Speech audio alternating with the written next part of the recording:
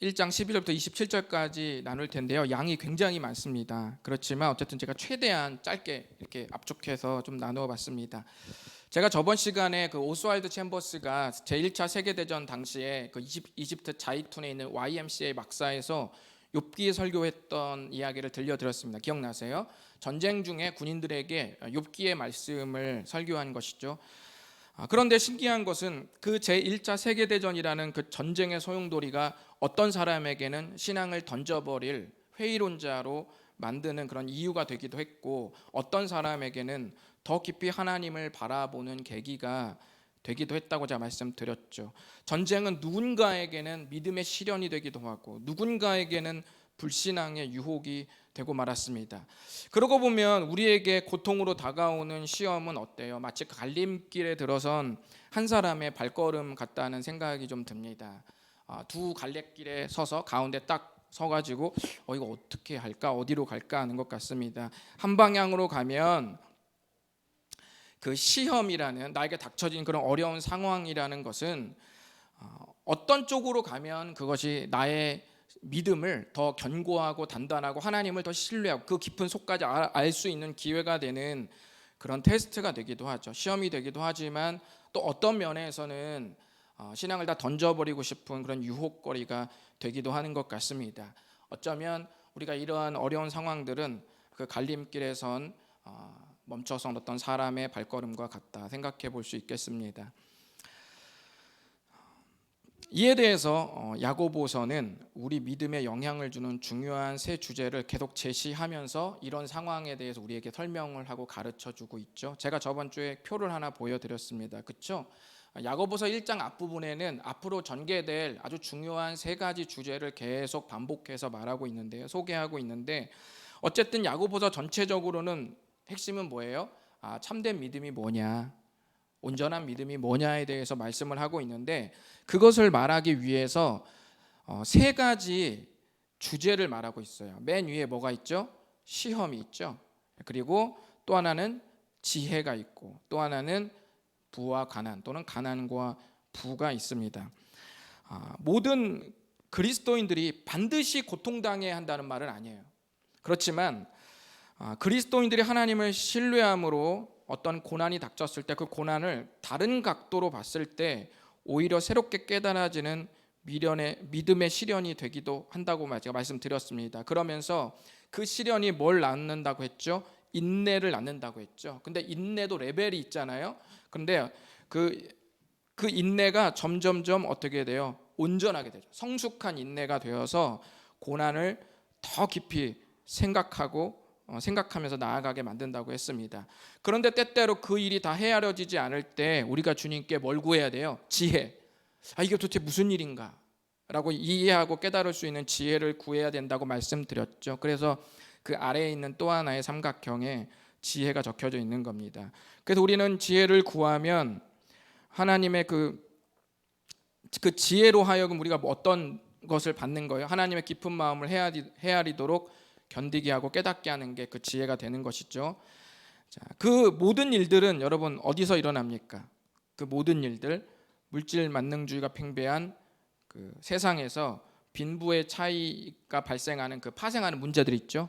거기서 이러한 시험거리들이 찾아온다고 제가 말씀드렸습니다. 그래서 온전한 믿음을 우리가 갖기 위해서 필요한 저 세 가지 주제, 시험, 지혜, 그다음에 가난과 부의 삶, 이 세 가지는 야고보서 전체에서 계속 맴돌면서 설명이 되어진다고 제가 말씀을 드렸습니다. 오늘은 1장을 마무리할 텐데요, 1장의 남은 부분을 마무리하면서 온전한 믿음을 위해 펼쳐지는 세 주제, 시험, 지혜, 가난과 부에 대해서 야고보가 어떻게 하나님의 말씀을 어떻게 더 그걸 확장시키는지, 더 심화해서 말하는지 좀 말씀을 나눠보도록 하겠습니다.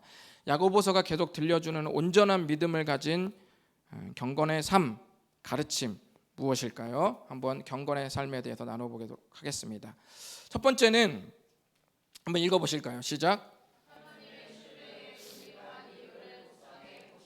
네.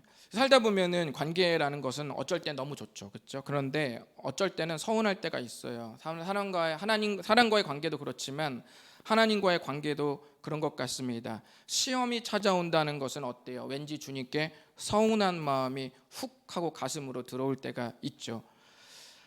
그때 우리는 하나님의 신뢰를 의심하는 이유를 깊이 묵상할 필요가 있습니다. 그러니까 하나님의 신뢰에 내가 왜 금이 가려고 하는지, 하나님을 내가 왜 잘 믿지 않으려고 하는지, 하나님께 왜 서운한 마음이 드는지, 그런 것들을 깊이 묵상할 필요가 있다는 얘기예요. 이에 대해서 야고보서 1장 13절은 이렇게 말씀합니다. 읽어보실까요? 시작. 사람이 시험을 받을 때 내가 하나님께 시험을 받는다 하지 말지니 하나님은 악에게 시험을 받지도 아니하시고 친히 아무도 시험하지 아니하시느니라. 아멘. 이게 무슨 말입니까? 지금까지 내가 하나님께 시험 받고 있다고 생각했는데 하나님께서 뭐라고 말씀하시냐면 나는 아무도 시험하지 않는다고 말씀하십니다. 우리가 하나님께 따질 때 이렇게 말하잖아요. 나한테 왜 이래요? 나한테 왜 이러는 거냐? 그럼 뭐예요? 하나님이 나한테 뭔가 했다는 거 아니겠어요? 그러니까 주님께 나한테 왜 그러냐고 말하는 거죠. 하나님께서 지금의 이 상황을 만들었다는 말도 아니겠습니까? 그런데 하나님은 13절에 우리를 시험하지 않는다고 말씀해요. 이 말은 우리에게 그 고난의 그런 순간들이 있지만 그때 하나님께서 악을 조장하거나 원망을 부추기지 않는다는 뜻입니다. 아까 보여드린 갈림길에서, 아까 보였죠? 운동화 신고 딱 서 있는 고난의 갈림길에, 그런 보여드린 갈림길에서 하나님은 우리를 어느 쪽으로 이끄세요? 믿음의 실현이 되도록 이끄시는 거예요. 그러니까 긍정적인 약이 되도록 계속 주님이 이끄시는 것이죠. 주님의 역할은 그것이죠. 우리를 저쪽으로 원망의 자리로 내모으는 것이 주님 그렇게 하시지 않는다는 거예요. 그런데 우리는 왜 현재 원망하면서 주님께 이 모든 상황을 따지고 있을까요? 주님 나한테 왜 그러는 겁니까? 우리는 왜 주님께 따지고 있을까요? 왜 이런 상황들이 생겨날까요? 우리 한번 그 대답을 들어보시죠. 14절부터 16절까지 읽어보겠습니다. 시작. 오직 각 사람이 시험을 받는 것은 자기 욕심에 끌려 미혹됨이니 욕심이 잉태한즉 죄를 낳고 죄가 장성한즉 사망을 낳느니라. 내 사랑하는 형제들아 속지 말라. 속지 말래요. 성경을 보니까 자기 욕심이 자기 스스로를 원망의 자리로 이끌었대요. 이거 하나님이 나한테 막 꿀밤 주고 그런 줄 알았는데 그게 아니라 가만 보니까 내 마음의 욕심이 나를 원망의 자리로 이끌었다고 말씀합니다. 욕심이라고 하니까 어떤 분은 나는 아무 욕심 없는데, 나는 뭐 월급 오르지 않아도 되고, 난 크게 그렇게 요구하는 것도 없고, 나 욕심 없는데라고 생각할 수 있는데, 여기서 욕심은 신앙적인 각도로 생각하지 못하게 하는 거 있잖아요. 그런 모든 걸 욕심이라고 말하는 겁니다. 14절을 여러분 좀 보시면요, 욕심이 이끄는 것을 특별한 비유를 써서 설명했는데 거기 보면 자기 욕심에 끌려 미혹됨이니라는 거 보이세요? 구절. 그게 여러분 어떤 뜻이냐면 사냥에 쓰는 표현이에요. 사냥. 뭐냐면 그 사냥꾼이 미끼를 이렇게 딱 놓고 유인을 하는 거죠. 그럼 먹잇감이 미끼를 딱 물잖아요. 이렇게 딱 물면은 어때요? 딱 끌어당겨요. 낚시하듯이. 계속 끌어당기는 것이 여러분 어때요? 그 미끼를 문 그 녀석을 계속 끌어당겨요. 사냥꾼이 끌어당기면 점점점 계속 끌어당기는 횟수가 계속 많아지면 그것이 15절로 넘어가서 이제는 무슨 비유로 바뀌냐면 임신과 출산의 비유로 확장이 돼요. 이게 무슨 말이냐면요, 다른 각도로 보지 않는 고집스러운 사고방식 있잖아요. 다른 각도로 보고 싶어 하지를 않아요. 그런 것들이 한 번이 아니라 여러 번 계속 하는 게 미끼를 계속 무는 거라는 거예요. 근데 그런 것들이 계속 반복되면 그게 뭐가 돼요? 방식이 되는 거예요. 사고 방식, 삶의 방식이 되잖아요. 근데 그 삶의 방식이 계속되면 그것은 마치 뭔가를 잉태하는 것 같다라고 말하는 거예요, 성경이. 그런데 보니까 그 욕심이 잉태여서 뭘 출산하냐면 죄를 출산한다고 말하는 거예요. 그리고 그 죄가 또 커서 사망을 출산한다 이렇게 말합니다. 처음에는 이렇게 해요. 그냥 갈등 정도에서 끝나요. 그냥 왜 그러지? 하고 의아해하는 정도에서 끝나. 이런 건 죄가 아니잖아요, 그렇죠? 우리가 어떤 걸 느꼈을 때 순간적으로 기분이 안 좋아, 그리고 좀 짜증이 났어. 아이고 왜 그러는 거야? 라고 의아해하는 거는 그거는 인간의 자연스러운 반응이잖아요. 그런 걸 죄라고 말하긴 그렇죠. 근데 그런 것까지는 그렇진 않아요. 그런데 이런 것들이 그런 순간을 고집스럽게 다른 각도로 보려고 하지 않고 계속 왜 그러는 거야? 왜 그러는 거야? 왜 그러는 거야? 계속 그렇게 보다 보면은 목소리가 올라가잖아요. 그래서 그것이 확장되면 어떻게 돼요? 분노하고 그 분노가 다른 이들에게로 쏟아질 뿐 아니라 이제는 뭘 금식해요? 기도 금식, 기도 안 해. 그 다음에 무슨 금식? 말씀 금식, 말씀 안 읽어. 그 다음에 예배 금식, 예배 안 드려. 다른 금식은 하나도 못하는데 이런 금식은 엄청 잘해. 40일이 아니라 400일 금식도 가능해요. 기도 금식하는 거죠. 그런데 이렇게 막장으로 치닫는 사람들의 마음속에는 종종 이런 생각이 있어요. 그게 뭐냐면 내가 이렇게까지 막장이 된 건 처음에 갈등했던 그 일 때문이야, 이렇게 말하는 사람이 있어요. 나는 원래 그러지 않는 사람인데 그 나한테 그 갈등하게 만들었던 그 일 때문에 내가 지금 이렇게 막장이 된 거야, 이렇게 말을 하는 거예요. 어때요? 여러분, 이렇게 하면 이 모든 게 누구 책임이죠? 갈등을 일으킨 그 책임이죠. 그러니까 나는 잘못한 게 없는 거예요. 이 모든 사단은 누가 만든 거예요? 갈등했던 그 일 때문에 내가 지금까지 이 막장 금식에 치달은 것은 나에겐 문제가 없는 거야. 그게 문제인 거죠. 정말 그럴까요? 처음에 갈등을 일으킨 일이나 사람을 만난 건 사실이겠죠. 그렇죠? 갈등의 일을 만난 거, 그건 사실이에요. 사람과 갈등한 거, 그건 사실이에요. 그거까지는 사실입니다. 하지만 이후에 잉태하고 출산한 죄들이 누구의 것인지, 과연 그때 처음의 것인지 아니면 나의 것인지 잘 생각해 보았으면 좋겠습니다. 오은영 금쪽상담소 73회에 상상밴드 베니와 안용준 부부가 나와서 고민을 털어놓았습니다. 그 부부의 문제가 뭔가 하니 이 남편 안용준 씨가 그 아내 있잖아요. 아내 베니의 연락에 과도하게 집착하는 게 이 부부의 문제인 거예요. 어느 정도로 과도하게 집착하냐면 아내가 외출을 하잖아요. 외출하는 동안에 남편이 계속 카톡을 해야 돼. 계속 연락을 주고받는 거예요. 근데 아내가 몇 분만, 잘 기억 안 나는데 4분인가요? 몇 분만 연락이 안 되면 그때부터 이 안용준 남편이 속이 메스껍기 시작하고 막 불안해지기 시작하는 거예요. 너무너무 불안한 거예요. 그게 그 부부의 문제였어요. 남편은 자기가 불안한 이유를 이렇게 말합니다. 왜 그렇게 불안해하세요? 라고 온영 박사 물어보니까 이렇게 말을 해요. 아내가 혼자 있을 때 잘 다쳐요. 아내가 혼자 있을 때 잘 다친대요. 뭐 넘어지고 그러나 봐요. 그래서 걱정이 돼요. 그리고 반려묘가 있는데, 키우는 고양이가 있는데 이 고양이가 자주 아프대요. 근데 이 고양이가 자주 아픈 거 막 피를 흘리거나 그럴 때 아내가 패닉 상태가 일어나는 걸 봤대요. 그걸 보면서 자기가 그걸 경험하고 나니까 아내가 연락이 안 되면 아내가 갑자기 어디 다쳤나? 또 패닉 상태가 됐나? 라는 생각에 너무 막 불안하다는 거예요.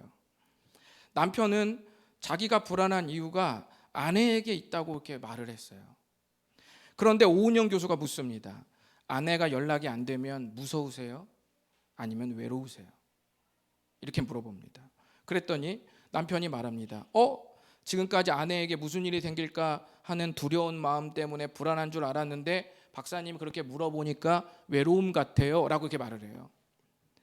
그러다 온영 박사가 몇 가지 설명을 한 뒤에 또 묻습니다. 안용준 씨의 불안은 그 누구의 불안입니까? 이렇게 물어봐요. 그러자 남편이 드디어 이렇게 말을 합니다. 뭘 깨닫냐면 그 불안이 아내가 다칠까 봐 걱정하는 아내로부터의 불안이 아니라 아내와 떨어져 있는 것에 대한 자신의 불안임을 발견하게 됩니다. 그러니까 안용준 씨는 아내가 다칠까 봐 아내 때문에 불안해하는 줄 알았는데 자세히 대화를 나눠보니 그것은 아내와 떨어져 있을 때 자기가 불안해하는 자기 불안이라는 것을 발견하게 된 겁니다. 모든 사례가 그렇지는 않겠지만 특별히 신앙의 문제에서 하나님께 서운하다고 소리친 대부분의 것은 사실 말씀과 무관한 삶을 경영하다가 생긴 부작용인 경우가 아주 많습니다. 주님은 말씀하십니다. 나는 너희들을 시험하지 않아. 그럼 하나님은 어떤 분이실까요? 야고보서 1장 12절에 물질 만능의 힘겨운 세상에서 신앙으로 견디는 우리에게 뭘 주시는 분이냐면 생명의 면류관을 주시는 분이다, 이렇게 말했습니다. 그뿐만 아니에요. 1장 17절에 보면은 하나님은 시험을 주시는 분이 아니라 시험하지 않는 대신에 그 시험의 때에 온갖 좋은 것들을 우리에게 주시고자 하는 분입니다. 여러분 기억나시죠? 지혜를 구하면 주님이 어떻게 해요? 후히 주시고 꾸짖지 아니하신다라고 제가 그런 하나님이라고 말씀드렸습니다. 그런데 후히라는 의미가 뭐라고 그랬죠? 단마음이라고 그랬죠. 하나님의 마음은 내가 저거 그동안 나한테 저거 제대로 하지도 않았는데 내가 저 줘 말어? 이렇게 고민하는 적이 없다는 마음이에요. 고민이 나눠진 적이 없고 언제나 우리가 찾아오면 줘야지 라는 단마음, 그 마음에 늘 있는 마음이라는, 그분이 하나님의 마음이라는 거죠. 여기서도 똑같이 말씀하시죠. 온갖 좋은 것들을 내려주시는데 그 주님은 어떤 분이에요? 변함이 없다, 이렇게 말씀합니다. 17절도 이렇게 마찬가지로 변함이 없다고 하시는 거죠. 18절 한번 읽어보실까요? 시작. 그가 그 피조물 중에 우리로 한 첫 열매가 되게 하시려고 자기의 뜻을 따라 진리의 말씀으로 우리를 낳으셨느니라. 아멘. 여러분 첫 열매가 되게 하신, 여러분 첫 열매 농사 해보셨어요?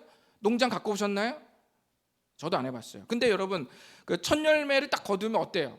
이게 여기 딱 이렇게 따야 될 과실이 쫙 있는데 첫 나무에다 첫 열매를 탁 땄어요. 그럼 뭐가 느껴지죠? 그러면 앞으로 따야 될 게 전제돼 있잖아요. 그렇죠? 그러니까 첫 열매는 항상 뭐가 약속되어 있는 거냐면 풍성함이 약속된 거예요. 그런 의미가 있어요. 첫 열매는 첫 열매로 안 끝나죠. 첫 열매는 둘 열매와 셋 열매가 계속 나오는 거죠. 그러니까 이 첫 열매를 딱 딸 때는 그 풍성함이 전제돼 있어요. 너무 좋아. 그리고 첫 열매에는 우선의 의미도 있어요. 우선. 이것을 우열로 여러분 생각하지 마시고요. 우열로 생각하지 마세요. 사회적인 약자와 어려움을 당한 사람에게 이 말이 우열로 들리는 게 아니라 위로로 들리는 거예요. 그렇게 우열로 생각하지 마시고, 여러분 평생 어두운 그림자에 가려져 고개 숙인 사는 사람의 손을 어느 날 예수님이 탁 잡고 제일 먼저 일으켜 세우신다고 생각해 보세요. 어때요? 감격스럽겠죠? 1세기 그리스도인들의 삶이 그랬어요. 이리 치이고 저리 치면서 주님만 바라본 사람에게 그 주님이 첫 번째로 손을 탁 잡고 일으켜 세워주신다고 한 그 말이 얼마나 그들에게 눈물샘이 폭발할 만한 순간인지 여러분 감이 오세요? 어떤 청년은 알 수 없는 사람에게 수고했다는 말 한마디를 듣고 눈물샘이 폭발했다고 그러더라고요. 수고했다는 그 말, 또는 뭐 괜찮다는 그 말에 눈물샘이 폭발했대요. 여러분 평생을 신앙 지키며 산 사람에게 우리 주님이 내가 제일 첫 번째로 네 손을 잡고 내가 너를 일으켜 세워줄 거다 딱 말씀할 때 그것은 우열의 문제가 아니에요. 그럼 난 둘째야? 뭐 이런 의미가 아니라 얼마나 그게 감격적일지 여러분 생각해 보십시오. 여기는 그런 의미입니다. 여러분 하나님의 신뢰의 금이간 이유를 잘 생각해 보십시오. 주님은 여러분을 시험하지 않습니다. 오히려 좋은 것을 채우시는 분입니다. 두 번째, 경건한 신앙을 위해서 우리 필요한 것을 한번 생각해 보시자면은 두 번째는 이겁니다. 우리 한번 읽어보실까요? 시작. 아이고, 네, 두 번째가 바뀌었군요. 네, 두 번째는 우리 따라 해보실까요? 건강한 듣기와 말하기를 점검하십시오. 네, 두 번째는 건강한 듣기와 말하기를 점검하는 거예요. 건강한 듣기와 말하기 뭘까요? 여러분 대부분의 사람들에게는 말하기와 말할 때도 있고 들을 때도 있잖아요. 근데 대부분의 사람들 어디에 에너지가 더 쏟아 부어질까요?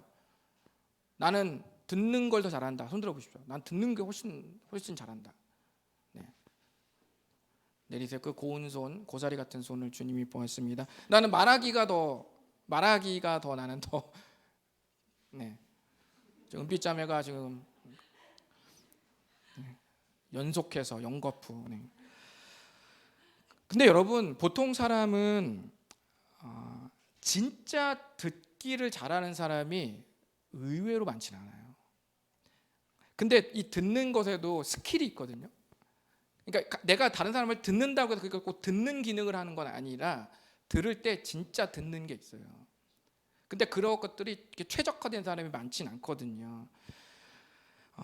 대부분의 사람들의 기본적으로 본능적으로 사람은 에너지가 듣기보다는 말하는데 발산하는데 조금 나갑니다. 그러니까 내가 입을 열지 않아도 머릿속에서 뭔가 이렇게 막 발산을 하기도 하거든요. 그러니까 뭔가 나가는 쪽으로 에너지가 더 나가는 경우가 많이 있습니다. 대체로 말하기보다 듣기가 그래서 더 어렵기도 합니다. 그런데 여러분, 우리가 이런 것들을 생각하지 않고 본능이 이렇게 이끄는 대로, 맘 가는 대로 말을 많이 하다 보면 상대적으로 듣는 시간이 적어지겠죠. 그죠? 말하기는 근데 듣기에 영향을 받습니다. 듣기가 적으면 말하는데 실수가 생겨요. 왜냐하면 정보가 적기 때문입니다. 많이 들으면 충분히 이해하고 말할 수 있지만 듣기가 적으면 말하기에는 반드시 실수가 나오게 되어 있습니다. 어떤 사람은 실컷 쏟아내고 막 말한 다음에 마지막에 상대방에게 말합니다. 그런데 너는 왜 말을 안 하니? 그 좁쌀 같은 틈 사이에서 단 한 글자도 꺼낼 수 없는 그 속도감으로 그 충분한 시간을 보내놓고 무슨 말을 하는 거야 도대체. 잘 들으면 말의 실수가 줄어들고요. 잘 들으면 정리되고 정제된 말을 말하기 할 때 상대에게 선물할 수 있습니다. 야고보서 1장 19절과 20절 읽어보실까요? 시작. 사랑하는 형제들아, 너희가 알지니 사람마다 듣기는 속히 하고 말하기는 더디하며 성내기도 더디하라. 사람이 성내는 것이 하나님의 의를 이루지 못함이라. 아멘. 성경은 더디할 것 2개, 속히 할 것 1개를 말합니다.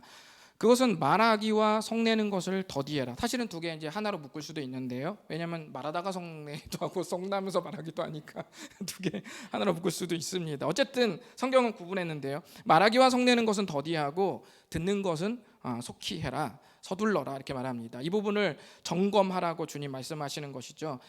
여기서는 보통 듣기가 이제 듣기를 속히 하라는 말이 사람의 말도 있겠지만 기본적으로는 하나님의 말씀을 듣기에 속히 하라는 의미가 좀 더 있습니다.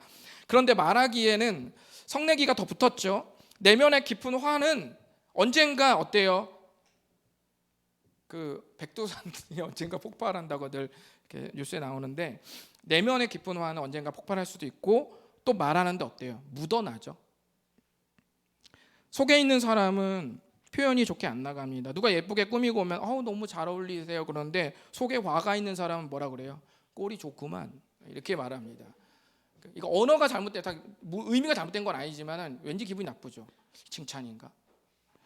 매우 좋아도 그 좋다는 표현을 아주 저렴하게 표현합니다. 어떻게 표현해요? 싫지는 않구만 이렇게 말합니다. 그런 식의 신앙이, 그런 식의 언행이 장담컨대 하나님의 의를 이룬 적이 없습니다. 하나님은 듣기에 속히 하고 말하기에 더디해야 하는데 오히려 반대로 되는 사람들, 듣기는 더디하고 말하는데 속사포처럼 속히 하는 사람들이 있는데, 이렇게 되면 어떤 일이 일어나는지 성경에서는 계속 말씀을 하고 있습니다. 23절과 24절 거꾸로 됐을 때 어떤 일이 일어나는지 보시겠습니다. 시작. 누구든지 말씀을 듣고 행하지 아니하면 그는 거울로 자기의 생긴 얼굴을 보는 사람과 같아서 제 자신을 보고 가서 그 모습이 어떠했는지를 곧 잊어버리거니와. 아멘. 여러분, 이거 무슨 뜻인지 아세요? 성경 읽고 혹시 무슨 뜻인지 이해가 되시나요? 그 야고보가 기가 막힌 비유를 사용했는데요. 여기서 본다는 말은 그 영어에도 유심히 보는 거랑 쓱 보고 지나가는 거랑 단어가 다르잖아요. 그것처럼 여기 그 그리스어에도 그냥 쓱 보고 지나가는 거랑 유심히 보는 거랑 단어가 달라요. 여기서 본다는 것은 유심히 보는 걸 말하는 거예요. 유심히 보는 거. 자, 고대 시대의 거울은 어때요? 오늘날의 거울하고는 퀄리티가 다릅니다. 구리나 청동면에 광을 낸 것이었죠. 그렇다면 오늘날 우리들이 보는 거울보다 어때요? 선명도가 떨어지겠죠. 그러니까 보려면 더 유심히 봐야 되는 거예요. 대부분 이게 화장을 할 때도 오늘날의 거울보다 더 선명도가 떨어지기 때문에 훨씬 더 유심히 봐야 했죠. 뭐 화장이 아니더라도 우리가 외출하기 전에 딱 거울을 봤는데 얼굴에 밥풀이 묻었다고 한번 칩시다. 얼굴에 밥풀이. 근데 밥풀이 덩어리가 묻었어요. 하나가 아니라 덩어리가 큰 거 하나가 묻었어요. 근데 난 느끼지 못했죠. 그런데 거울을 보니까 그게 묻었어요. 그러면 여러분 어때요? 거울을 봐서 그게 딱 보였어요. 그럼 그 다음에 바로 뭐가 따라옵니까? 행동이 따라오죠. 손을 들어서 겔 띄고 갈 거 아닙니까? 그렇죠? 코에 더러운 게 묻고 이게 딱 거울을 보니까 노란색 코가 여기까지 나왔어요. 그럼 여러분 그냥 외출하시겠습니까? 닦고 가겠죠. 그러니까 바로 뭐가 나와요? 행동이 나오잖아요. 거울을 보면 뭔가 문제가 발생하면 행동이 나오는 거죠. 유심히 보고 어떤 문제가 생겼을 때 그 문제를 제거하기 위해서 거울을 본 사람은 손이 움직이듯이 말씀 앞에 내 삶을 비추었는데 내 영혼에 밥풀이 묻었음을 발견하고서도 떼지 않고 그냥 다니는 사람이 바로 야고보서에서 말하는 듣기만 하고 행하지 않는 자를 일컫는 것입니다. 그런데 듣기와 말하기가 거꾸로 되면 신기하게 이런 일이 일어난다는 거예요. 듣기가 더디하고 말하기만 속히 하면 이런 부작용이 일어난다고 야고보가 오늘 말을 하고 있는 겁니다. 이런 일을 줄이기 위해서 야고보서 1장 21절은 다음과 같이 좀 권면합니다. 읽어볼까요? 시작. 그러므로 모든 더러운 것과 넘치는 악을 내버리고 너희 영혼을 능히 구원할 바 마음에 심어진 말씀을 온유함으로 받으라. 아멘. 21절은 경건을 위해 우리가 버리고 받아야 할 것이 기록되어 있습니다. 온유한 말씀을 받으라고 한 반면 우리 안에 심기웠던 말씀들이 있어요. 그렇죠? 우리 안에 심기웠던 말씀들이 있는데 그 말씀을 우리가 받죠. 받은 적이 있지만 진짜 받는 거죠. 내 안에 체질적으로 와닿도록 받는 거죠. 그런데 그것만 있는 게 아니라 버려야 되는 것, 내버리는 것도 있어요. 근데 두 가지를 말하고 있는데 하나는 넘치는 더러운 것이고 또 하나는 넘치는 악입니다. 여기서 더러운 것은 뭐냐면 딱 봐도 신앙적으로 더럽다고 느껴지는 겁니다. 누구나 하나님 앞에 자기 영혼을 거울 딱 비추면 제일 먼저 딱 보이는 게 있잖아요. 그렇죠? 하나님 앞에 딱 서면 어이쿠 하면서 딱 이거 느껴지는 거 있잖아요. 그렇죠? 엄마 딱 방에 들어오면 어이쿠 하면 애들은 제일 뭘부터 감춰요? 엄마가 싫어할 것부터 감추잖아요. 그러니까 우리가 하나님 앞에 딱 비추면 하나님께서 바로 그냥 내 영혼을 스캔하고 발견할 것 같은 그 느낌 있죠? 그게 인간은 본능적으로 딱 꽂히는 거예요. 그거 먼저 고치라는 거죠. 그리고 두 번째는 넘치는 악입니다. 넘치는 악은 뭘 말하는 거냐면 여러분이 하는 그 삶의 방식 중에서 그 과잉이어서 문제가 되는 거 있죠. 과잉이어서 문제가 되는 것. 그것을 제거하라고 말씀하는 겁니다. 제가 뭐 많은 말로 별로 적용 굳이 하지 않겠습니다. 말씀의 거울에 딱 비출 때 딱 보이는 더러운 것, 딱 봐서 넘치는 것. 여러분 이런 모든 방식의 삶 그거 오늘 버리십시오. 말씀을 깊이 연구하는 분들 중에 좀 예리한 분들은 우리 성도님들은 눈치채실지 모르는데요. 목사님이 아까 분명히 야고보서는 시험, 지혜, 가난과 부가 계속 반복 확장된다고 했는데 시험은 아까 봤는데 그렇죠? 시험 하지도 않는다 뭐 이런 얘기 자세한 거 들었는데 지혜라는 말은 나온 적이 없는데 이게 심화되는 게 맞는가라는 것으로 아주 예리한 분들은 그것을 염두에 두실 분들도 있습니다. 그런 예리한 분들까지 저는 놓치지 않고 설교를 다 하고 있습니다. 그런 까다로운 분들까지 저는 놓치지 않고 다 해서 마태복음 7장 24절을 보면 우리 주님이 뭐라고 말씀하시냐면 듣고 행하는 자가 뭐라 그래요? 지혜로운 사람이다. 그래서 듣고 행하는 교훈은 사실 지혜에 해당하는 거예요. 그래서 여기서 지혜라는 말은 나오지 않았지만 야고보가 듣고 행하는 것을 자주 말하는 이유가 지혜에 대한 부분을 말하려고 하는 겁니다. 현재 야고보가 듣고 행하는 믿음, 바로 지혜에 대한 것이라는 것 생각해 주시면 감사하겠습니다. 좀 전까지 듣기와 말하기가 거꾸로 되면 행동하지 않는 믿음이 된다고 말씀드렸죠. 자, 그렇다면 듣기에 속히 하면 어떨까요? 듣기에 속히. 그건 뭐 아까 제가 말씀드린 대로 행동하는 믿음이 되는 거죠. 자유롭게 하는 온전한 율법을 이것도 유심히 허리를 굽으려서 유심히 관찰한다는 뜻이에요. 들여다보고 있는 자는 듣고 잊어버린 자가 아니라 실천하는 자가 된다는 것입니다. 그래서 예수님을 믿는 온전한 믿음으로 말씀을 잘 들여다보면 듣고 행동하는 신앙이 자연스럽게 배이는 거예요. 자연스럽게. 물과 기름처럼 뚝 떨어져 나가는 신앙은 주의 말씀에 듣기에 상당히 둔했던 이력이 많은 사람입니다. 그러면 뚝 떨어집니다. 그러니 오늘부터 건강한 듣기와 말하기를 다시 점검해 보시기 바랍니다. 자, 이제 경건의 신앙을 위해 필요한 것들을 좀 마지막으로 나눌 차례인데요. 마지막은 이겁니다. 한번 읽어보실까요? 시작. 네, 신앙의 평균치를 확인하시라는 것입니다. 사람이라면 누구나 어떤 한 사건, 한 말에 평가받기를 원치 않을까, 그렇죠? 여러분이 이력서 낼 때 그 서류 하나에 여러분의 전체가 평가되는 것 별로 썩 기분 좋은 경험 아니잖아요. 나의 단면만 보고 나를 믿지 못한다면 그거 너무 서글퍼지는 거죠. 예전에 교회 앞을 제가 열심히 빗자루를 쓸고 있었습니다. 교회 앞마당을 쓸고 있었어요. 땀을 뻘뻘 흘리면서 쓸고 있었습니다. 그런데 너무 열심히 쓴 나머지 손발이 저려서 잠시 그 계단에 앉아서 쉬고 있었는데 그때 목사님이 들어오시는 거예요. 그때 손이 저리저리 하도록 쓸고 있을 때 안 들어오시다가 앉아서 쉬고 있는데 하필 그때 목사님과 저의 눈빛이 마주쳤어요. 일할 시간에 왜 그러고 있느냐는 눈빛으로 저를 보내시는데 이거 너무 억울한 거예요. 그러니까 우리가 어떻습니까? 어떤 한 말, 어떤 한 사건, 어떤 한 행동만으로 그 사람의 모든 내막을 알 길은 없다라는 것이죠. 반복된 언행을 보면 그 사람의 평균치가 나오겠죠. 그게 중요한 겁니다. 신앙도 열심내던 어느 한때, 나 왕년에 어느 한때 또는 낙심하던 어느 한때로 우리의 신앙을 평가받을 수는 없습니다. 그 사람이 지금 낙심했다고 무조건 신앙이 부정되는 것도 아니고 그 사람이 어떨 때 날고겼다고 해서 그 사람이 계속 사도 바울인 것도 아니고 그렇다는 말이죠. 중요한 건 신앙의 평균치라는 것입니다.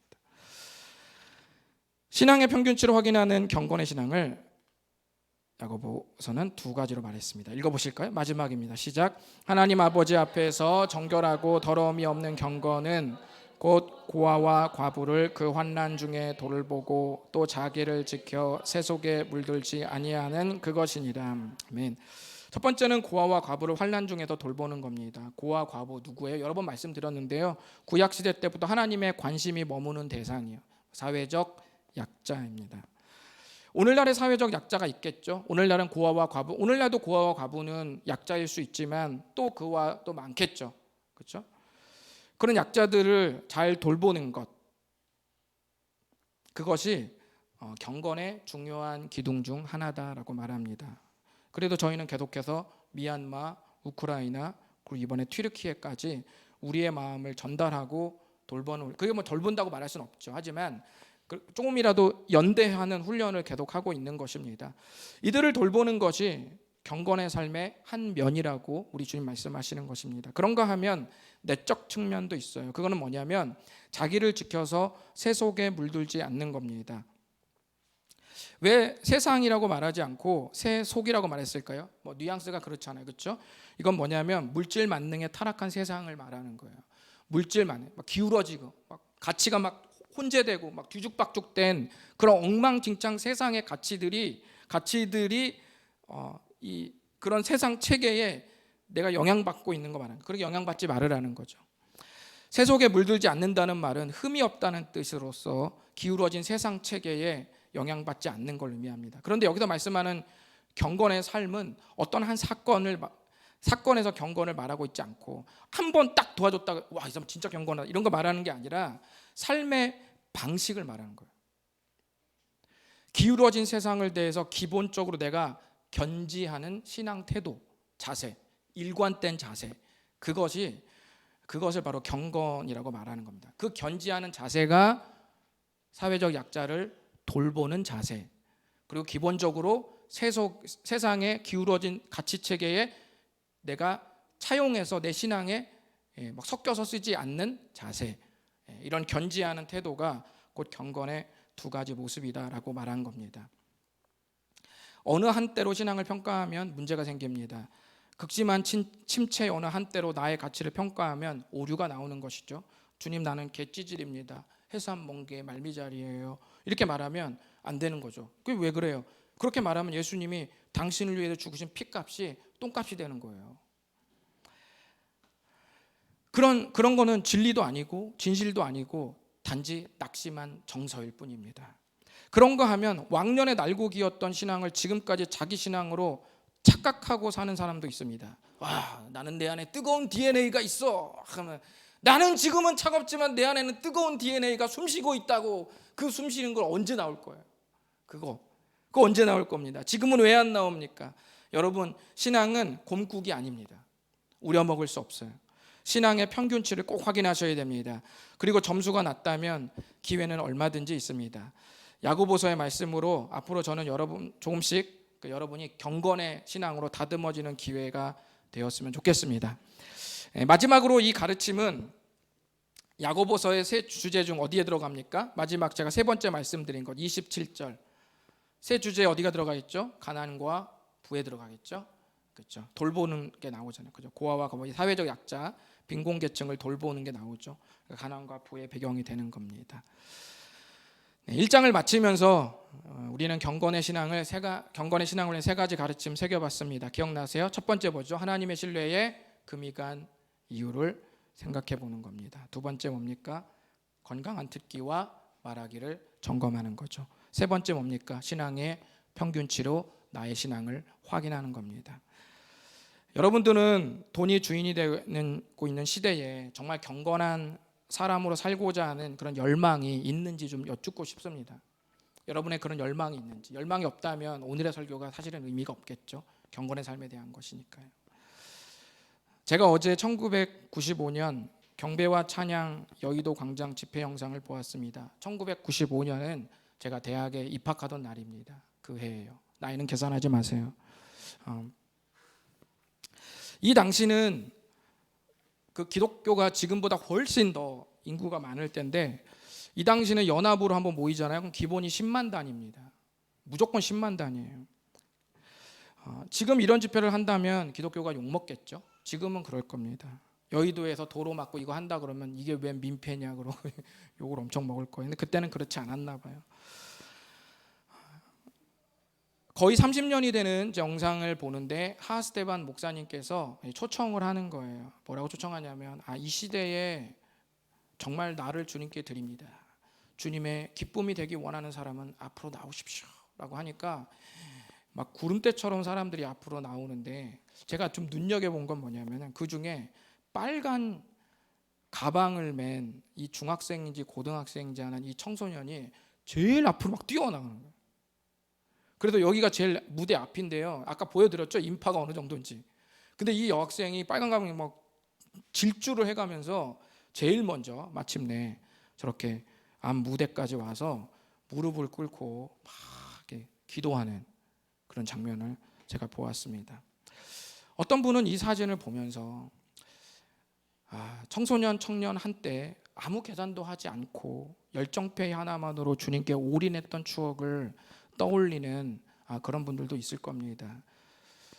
빛바랜 사진처럼 한때의 추억으로 간직한 채 지금은 어른이 돼서 그런 삶은 그때나 할 수 있는 것이지 이렇게 하면서 살고 있지는 않습니까?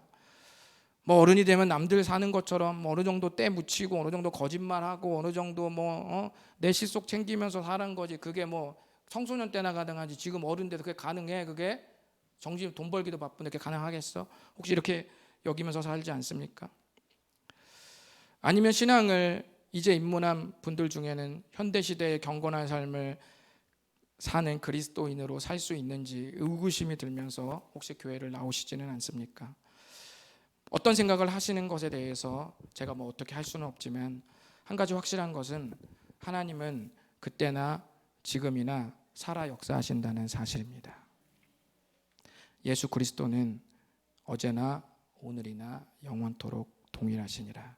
세상 흔들리고 사람들은 변하여도 우리 하나님은 변함이 없으십니다. 믿음으로 살고자 하는 사람, 정말 경건의 지표를 최고의 가치로 여기고 이 땅에 돈을 남기거나 업적을 남김이 아니라 정말 먼지처럼 사라지더라도 주 앞에서 정결한 삶으로 양초처럼 완전히 닳아 없어지는 그런 삶을 살기로 헌신하고 작정한다면 어제나 오늘이나 영원토록 변함없으신 주님이 바로 그 삶을 이끄실 줄 믿습니다. 다시 한번 야고보서와 함께 경건의 삶을 계속 꿈꿔보시는 것은 어떠실지 조심스럽게 제안해 봅니다. 기도하겠습니다. 이 시간 잠시